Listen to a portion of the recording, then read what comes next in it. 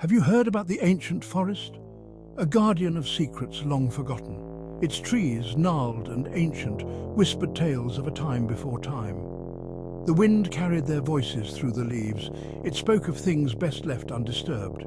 The villagers knew the stories. They spoke of the forest with reverence and fear. Warnings passed down through generations, whispers of shadows that danced in the moonlight, hints of eyes that watched from the darkness between the trees. But these were just stories, tales told to frighten children and keep them away from the woods. At least, that's what the children thought. That's what Emma, Liam, and Sam believed. They were young, their hearts filled with the spirit of adventure. The whispers of the forest did not frighten them. They beckoned. The sun began its descent, casting long shadows across the village green. The air, heavy with the promise of dusk, carried the scent of wood smoke and damp earth. It was the time when shadows grew long and the forest whispered its secrets. The time when the children felt the pull of the unknown. Emma, with her eyes bright and curious, traced patterns in the dust with a stick. Emma. Her words were for her brothers, but they were also for herself, a way to quiet the unease that stirred within her. Liam. "We're not scared," Liam scoffed, puffing out his chest. Liam, ever the brave one, pretended not to listen to the stories. He picked up a smooth stone and sent it skipping across the surface of the village pond. But his bravado couldn't quite hide the flicker of uncertainty in his eyes. Sam, what if it's true? Sam finally spoke, his voice barely a whisper. Sam, quiet and thoughtful, watched the forest edge with a mixture of fear and fascination. He looked to his older brother and sister, seeking reassurance in their confidence. The forest beckoned, a dark and silent challenge. It promised adventure, a world unseen and unknown. To the children it was an irresistible allure. And so, with a mixture of excitement and trepidation, they made their decision.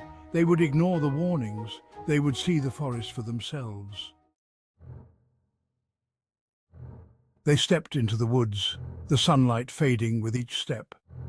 The air grew cooler, the scent of pine needles and damp earth filling their nostrils. The sounds of the village faded behind them, replaced by the rustle of leaves and the creak of ancient branches.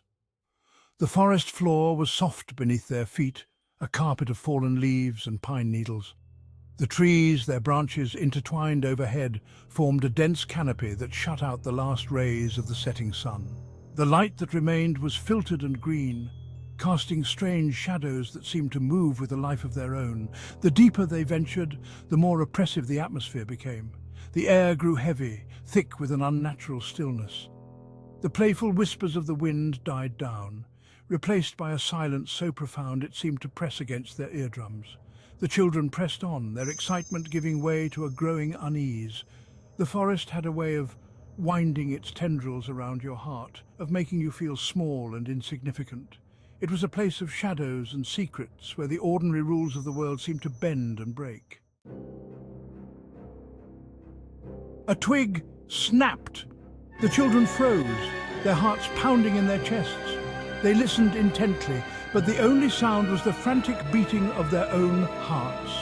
The silence was broken again, this time by a low growl that seemed to emanate from the very heart of the forest. Fear, cold and sharp, pierced through the children's bravado. They were no longer explorers, no longer adventurers. They were prey, lost and alone in a world that was suddenly very dark and very dangerous. They ran then, their fear lending speed to their feet. They dodged between trees, scrambled over fallen logs, their eyes darting frantically around them. But the forest seemed to twist and turn, the path ahead always obscured by the dense undergrowth. The growls followed them, closer now, accompanied by the sound of heavy footfalls on the forest floor. Something was hunting them. They could feel its presence, a palpable wave of malice that seemed to seep from the very air itself. And in the pit of their stomachs, they knew that they were running out of time.